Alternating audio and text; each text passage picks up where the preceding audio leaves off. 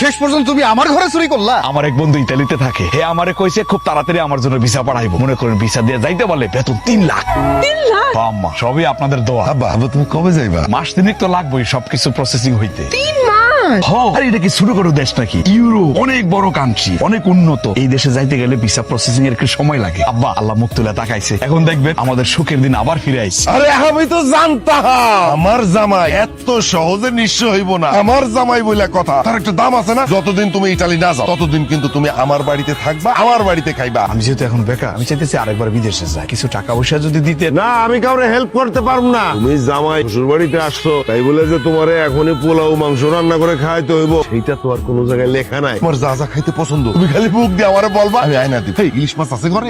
এই শুনো, তোমার ছোট ভাইয়ের খবর কি কিছু জানো? হ্যাঁ, তো শ্বশুর বাড়িতে গিয়া রাজার হালে আছে। ঘটনা কি তাহলে সত্য? তোর জামাইয়ের মতে গতি আমার পছন্দ হইতেছে না। হলো যে বিষয় হইতে 3 মাস লাগবে, এই 3 মাসের কথা এখন 5 মাস হয়ে গেল। তোর জামাইয়ের বিষয় হইতে আর কতদিন লাগবে? কতদিন? তোমার মাইয়ার জামাই জীবনে কোনোদিনও ইটালির ভিসা পাইবো না। কি কইতেছো তুমি এগুলা? আমি যেটা কইতাছি সত্য কথা কইতাছি। ওই জানোয়ারটা নতুন করে আমগরে আবারও ধোকা দিছে। ও কোনোদিনও ইটালির ভিসা পাইবো না। ইটালিতে কারোর সাথে ওর কোনো কথা হয় না। ও কত বড় ধোকা দিছে জানো? ও যে যায় শহরে কি জন্য যায়? ভিসা কথা কইয়া শহরে যায় একটা দোকানে চাকরি করে। এই তুমি এসব কি করতেছো? মানে ঠিকঠাক মতো শুনছো তো? তোমার কি মনে হয় আমি মিথ্যা কথা কইতাছি? আমি নিজের চোখে দেখছি, নিজের কানে শুনছি। ওরে কে দিব ইটালির ভিসা? কে দিব? শফিক আমাকে লগে এইভাবে ধোকা দিতে পারলো আব্বা?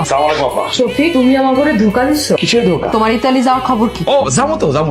যাবো মানে একদম দাঁত সব করে ফেলাই দেবো। জানোয়ার কোনখানকার মিথ্যাবাদী। এই ইটালি যাবি না? ইটালি কে আছে তোর? তোর তো ইটালি কেউ নাই, তোর কোনো বন্ধু নাই, কারোর সাথে তোর কোনো কথা হয় নাই। তুই শহরে কেন যাস? আমি খবর পাইছি না ও ভাষা শিখতে যায় না। আম করে কয় যে ইটালির ভাষা শিখতে যায়। এইটা কইয়া সে সদরের একটা দোকানে কামলা দে। এই কামলা দেশ না তুই? এই তুমি মিথ্যা কথা কয়ে সন্তান নিলে কেন? সন্তান মানে? তোমার সন্তান হইবে মানে আমি বাবা হবো? না, আমার মাইয়া তোর বাচ্চার মা হইব না। তুই একটা জোট একটা প্রতারক। আমার মাইয়ার এই সন্তান আমি রাখতে দিব না। আলেয়া, তোমার আম্মা এত বড় কথাটা বললো, তুমি প্রতিবাদ করবে না? না করব না। এই এত কথা ওর সাথে আমরা কেন কইতেছি? বের এখান থেকে বের। আব্বা আমি বাপ হইতে যাইতেছি, অনেক বড় খুশি সংবাদ। এই কিসের খুশির সংবাদ? কে কইছে তুই বাপ হইতে যেতেছিস? আব্বা আব্বা আমার কথা আমার একটু থাকতে দেন। আব্বা আমি বাপ হইতে যাইতেছি, এটা আমার খুশি সংবাদ। আব্বা হাসিল কোনখানকার? পানিটা খাওয়ালো। আমি জানি সবার মনটাই খারাপ হয়ে গেছে, কিন্তু আমি কি করবো কও? ভাগ্যের উপরে তো কারো কোনো হাত নাই আছে। সবার চিন্তা তো আর আমি করতেছি, কে কোন ব্যবহারটা করলো সেটা আমার দেখার বিষয় না। আমি চিন্তা করতেছি আমার কথা। মাগো, তোমার লগে দুটা কথা আছে। কি কইবেন কোন? আমার অনেক কাম কাজ আছে। মাগো, আমগো শফিক নাকি বাবা হইতে যেতেছে, কিন্তু আবার কি? শফিকের শ্বশুর নাকি আলিয়ার আরেক জায়গায় বিয়া দিব, আর তারা নাকি শফিকের সন্তানরা আলিয়ার গর্ভে রাখতে দিব না। কি কোন আম্মা?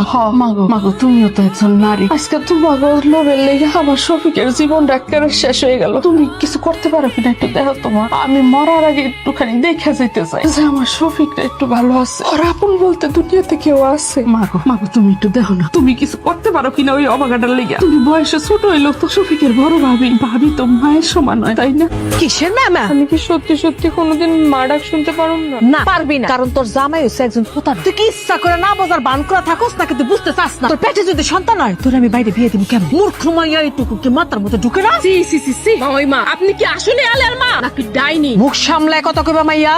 ভাবি তুমি আমাকে বাড়িতে কি মনে কইরা? কিছু মনে করে আমি এই বাড়িতে আসি নাই, আসছি নিজে পাপের বোঝাটারে একটুখানি কমাইতে। শুনলাম টাকার জন্য তুমি শফিকের সন্তানরে তার কোলে দিতে চাও না, তাই না আলেয়া? তুমি কেমনে জানলা এইসব কথা? আমি সবই জানি, শুধুমাত্র এই টাকার জন্যই তুমি মা হওয়ার সুযোগ পাইও মা হইতে চাও না। অথচ আমারে দেখো, বিয়ার এত বছর পর আমি মা ডাক শুনতেই পারলাম না। আমার কোলে একটা সন্তান আইলো না আলেয়া। তোমাকে তো টাকা আছে, তোমরা সন্তান দিয়ে কি করবা? টাকা তোমার লেগে আমি টাকা নিয়ে এসেছি, তোমার ভাইজানের কাছ থেকে জোর করে আমি এই টাকা নিয়ে এসেছি। এই সব টাকা তোমার নাও, ধরো। তুমি শুধু আমার কথা দাও, তোমার সন্তান জন্মের পরে তুমি ওরে আমার হাতে তুলে দিবা। কথা দাও। অসম্ভব, আমার সন্তান আমি বেঁচে দিব না। অথচ তুমি তোমার মায়ের বুদ্ধিতে নিজের সন্তানকে নষ্ট করতে চাইছো। তুমি জানো কত শত নারী দিন রাত তপস্যা করতেছে একটা মাত্র সন্তানের জন্য, আর তুমি সেই সন্তানকে পাইয়াও।